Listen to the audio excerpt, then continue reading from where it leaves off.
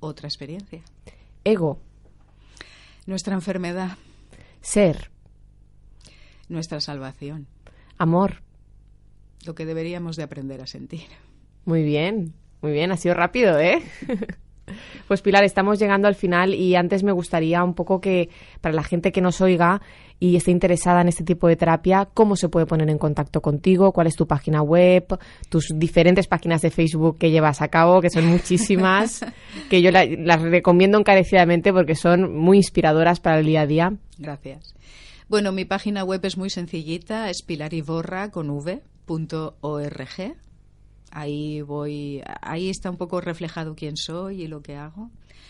Mi Facebook es Pilar Iborra Terapias, luego de ahí pues se pueden ir investigando todos los demás. Pero lo que mejor me funciona a mí es que me llamen por teléfono, porque a mí me gusta el contacto, el oír a la persona, ver en qué estado anímico se encuentra, el que me cuente, ¿vale? Que me cuente, que yo pueda oír lo que me está contando, incluso la mayoría de veces quedar, vernos, yo le explico, le cuento, a mí me encanta. Pues ja sabeu, www.pilariborra.org. Moltíssimes gràcies, un plaer, fins a la pròxima. Gràcies.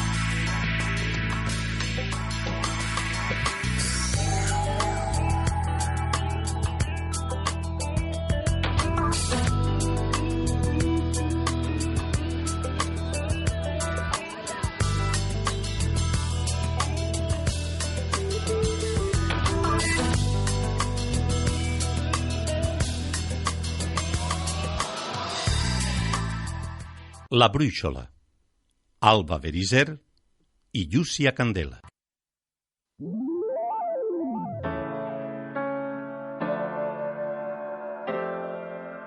Carol de Miguel, periodista i coach, autora del blog El viatge de la felicitat.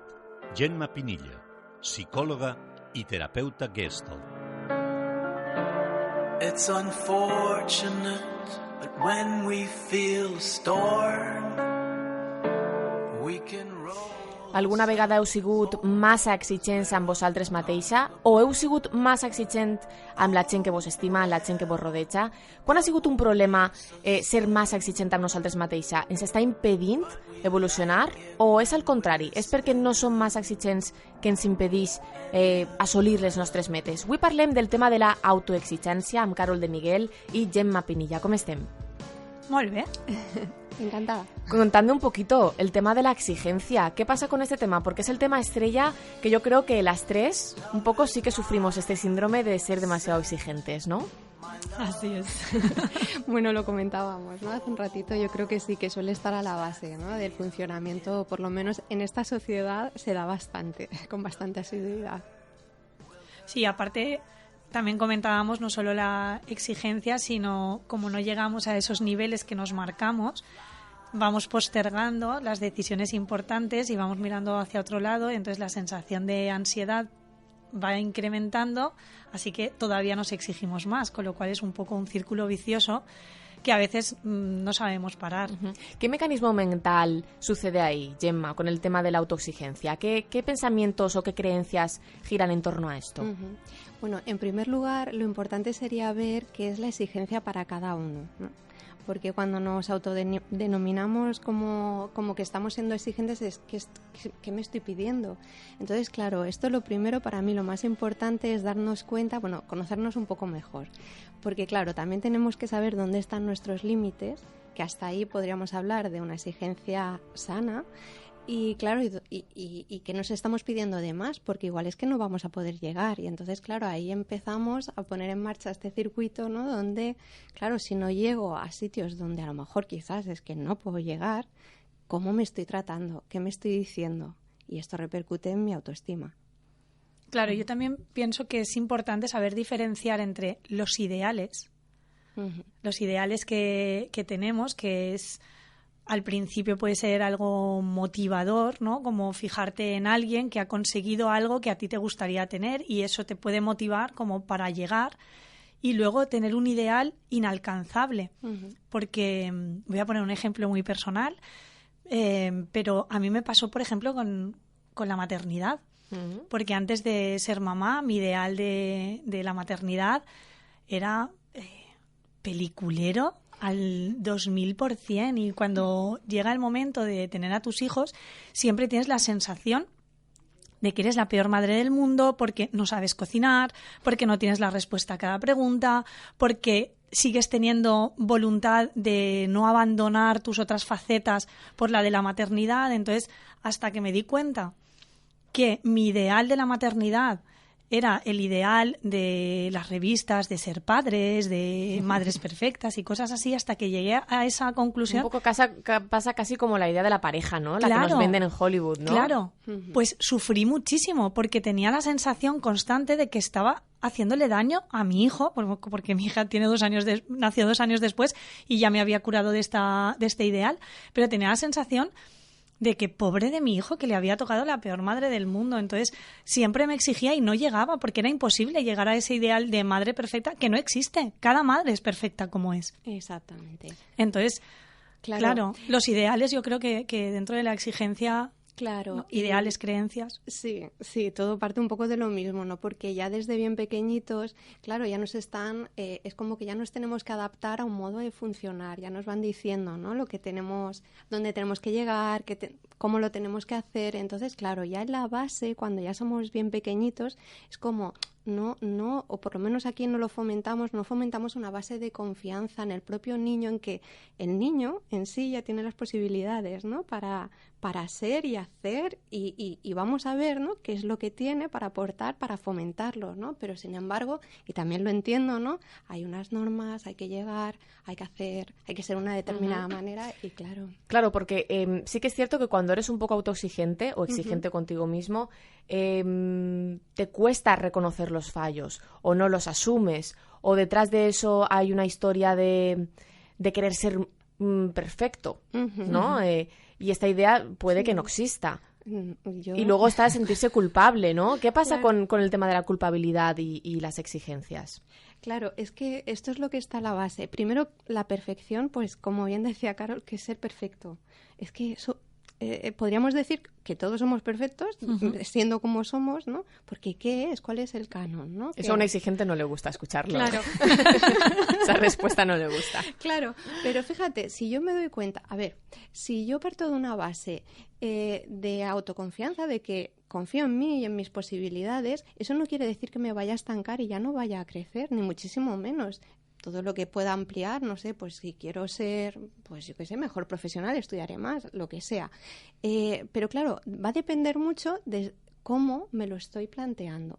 Es decir, si yo confío en mí misma y me pongo y quiero ver hasta dónde quiero llegar, me trazo una meta, voy tras ella, pero claro, si mi base es que no confío lo suficientemente en mí y que necesito eso externo para confirmar que yo llego o que puedo... Ahí está la trampa, ¿no? Ahí está. Claro, porque además eso se puede convertir en una autoexigencia constante. De hecho, también esto tiene que ver a nivel caracterológico, ¿no? Y bueno, si conocemos un poco el eneagrama también sabemos, ¿no? Que hay un tipo de carácter, ¿no? El uno, ¿cuál sería? El 1 sería muy exigente, ¿no? Sí, ¿no? Pues como ¿Hay algún 1 en la sala? No. No, pero claro, es muy característico esto, ¿no? De ciertos caracteres también, ¿no? O si te has criado con un 1, yo sí. Esto ha sido o mi si caso. tienes un 1 de ala. Pero claro, eso me gustaría hablar. ¿Qué pasa cuando una persona exigente exige también mucho a los demás? Claro, es que ¿Cómo afecta eso a las relaciones y cómo afecta a la propia persona tan Claro, exigente? está relacionado, porque fíjate, no andamos muy lejos de lo que pedimos a los demás con lo que nos pedimos a nosotros mismos. Es una proyección. Obviamente. Y entonces, claro, la base, por ejemplo, ¿no? Ya que no hemos dicho lo del 1, pues claro, no creerse en el fondo perfecto por este motivo lo está buscando constantemente fuera. Como no me lo creo yo, pues necesito que me lo confirmen en el exterior con lo que hago, tal. Y entonces, claro, y es fácil pedirlo a los demás, porque claro, si me lo pido yo, porque claro. ¿cómo no voy a tener derecho de pedírselo a los demás, no? Entonces, claro, para mí por eso siempre la base está en conocerme mejor, conocer mis propios límites, conocer cómo me manejo yo con la exigencia, porque esto también es muy importante poderlo sacar y, bueno, como en la terapia Gestalt utilizamos este mecanismo, ¿no? Bueno, esta técnica de la silla vacía, ¿no? Y es poder teatralizar y poner fuera de mí eso que me estoy diciendo para ver cómo es mi trato conmigo mismo. Porque, claro, la exigencia en sí es... es neutra. Es neutra, Sí. exactamente, ¿no? Pero, claro, depende cómo yo lo utilice. La interpretación. Claro, ¿me voy a dañar o no? Entonces diríamos que hay una exigencia sana y otra insana, como los eneagramas, Sí. como los números. Claro, está la que me ayuda y está la que, digamos, me colapsa. Y además esa que me colapsa, claro, como no llego, ¿qué me estoy diciendo? ¿Qué tipo de frases podríamos ejemplificar para que nos entiendan de cuál sería la manera de la que me he hablado a mí mismo una exigencia sana y cuál sería la manera en la que me he hablado a mí mismo de una exigencia no sana o no correcta? A mí me cuesta pensar en una frase. Bueno, yo creo que, mira, una buena manera de poderlo escenificar, pues mira, es ¿qué me digo, no? Por ejemplo, en estos momentos, cojo tu ejemplo, ¿no? Por ejemplo, Carol, tengo que ser mejor madre, vale. ¿Esto qué quiere decir, no? O sea, ¿en qué vamos a concretarlo? ¿Esto quiere decir que quiero pasar más tiempo con mis hijos? Por ejemplo, no sé, ¿no? Lo pongo como ejemplo. Vale. Esta es la parte, ¿no? Que exige, que dices que tengo que pasar más tiempo con mis hijos y eso hará que yo sea una buena madre, me diré esto. Vale, ¿qué pasa? Que no lo hago, ¿no? ¿Cuál es la otra parte? Bueno, es que me tengo que ocupar de otras cosas, no sé, ¿no? O priorizo, no sé, otras cosas. Entonces es como establecer este diálogo, pero externamente, o sea, poderlo sacar y decirlo, ¿no? Y ver cómo es ese trato. Cuando no lo hago, ¿qué me estoy diciendo? Machaque total y absoluto, claro. Claro. Y entonces, claro, cuando te das cuenta del machaque, para mí esto es muy interesante, ¿no? Porque es escenificar realmente el trato que tenemos con nosotros mismos, ¿no? Entonces, claro, cuando te pones en el otro lado, en el exigido, recibes ese torrente, ¿no? Y esa manera... Ya no es solo las palabras, es el modo, ¿no? En que me lo estoy diciendo. Esto es dañino. Desde ahí nos damos cuenta que no podemos avanzar. Pero hay que vivirlo, hay que sentirlo, hay que llevarlo al cuerpo también, porque las palabras, claro, como el pensamiento, tienen unas consecuencias, ¿no? Y es dejarme sentir o impactar, ¿no? Como me gusta a mí decir, por eso que me estoy diciendo. Y entonces darme cuenta que esto no me ayuda, pero sí que hay una parte a lo mejor que me ayuda y me puedo ir a mi experiencia de cuando me he exigido algo y lo he conseguido. ¿Qué ha pasado ahí? ¿Cómo me he tratado? Es poder poner esto en presente, ¿no? Porque claro, muchas veces la exigencia no nos lleva, digamos, al camino que queremos recorrer, porque, como comentaba Carol anteriormente, nos ponemos excusas porque creemos que no estamos preparados para lanzarnos a hacer tal proyecto o no sé, o tal otra cosa, por ejemplo, escribir un libro, presentar un programa de radio, proyectos que tenemos en mente, ¿no? O digamos, o llevar redes sociales, o digamos, no, es que todavía no estoy preparada. Digamos que la exigencia también enmascara algún tipo de miedo, Carol. Yo estoy totalmente